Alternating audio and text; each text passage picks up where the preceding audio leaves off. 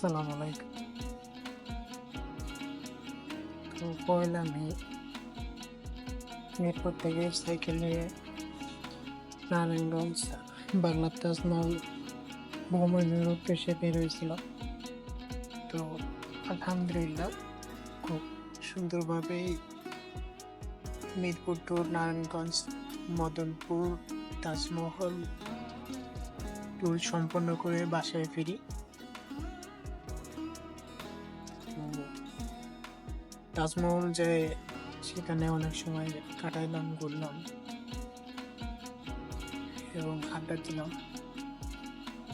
এবং তাজমহলের চারপাশটা ঘুরে ফিরে দেখলাম।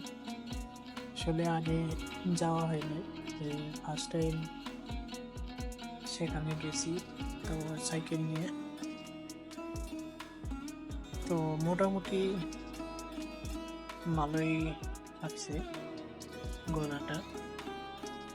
তাজমহলও খুব চমৎকার লাগছে। তো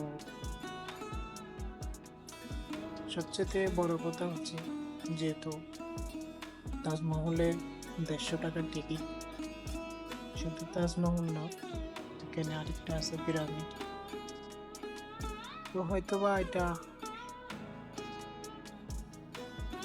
যে সিস্টেম বা যে জিনিসগুলো দেখলাম, আসলে 150 টাকা অতিরিক্ত বেশি হয়ে যায়।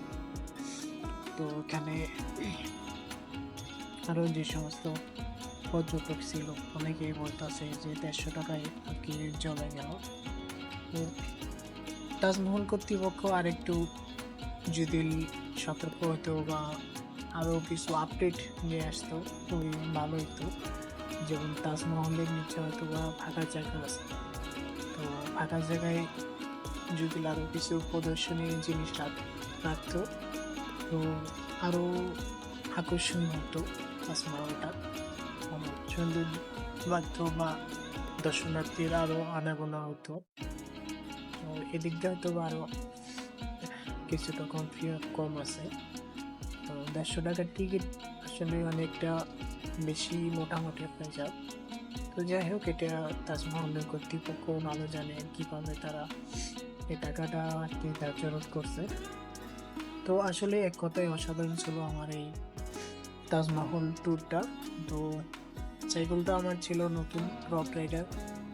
তো প্রথম ট্যুর ছিল আমার ঢাকা থেকে নারায়ণগঞ্জ তাজমহল বাংলার। তো নেক্সট প্ল্যান আছে অথবা ওই ঈদে যাওয়ার, ওই টাঙ্গাইলের 208 গম্বুজ মসজিদ। তো ইনশাল্লাহ যাবো, টার্গেট আছে। তো আমার সাথেই থাকবেন, আমার পেজের সাথে থাকবেন এবং আমাকে সাপোর্ট করবেন। আসলে আপনাদের সাপোর্ট ছাড়া কোনো কিছুই সম্ভব না। সকলেই আসসালামু আলাইকুম, ভালো থাকবেন। আসলে তো আপনাদের সাপোর্ট প্রয়োজন, কারণ আপনাদের সাপোর্ট ছাড়া তো আগানো সম্ভব না। তো নেক্সট ভিডিওতে আবারও দেখা হচ্ছে। সে পর্যন্ত ভালো থাকবেন, সুস্থ থাকবেন। আল্লাহ হাফেজ, আসসালামু আলাইকুম।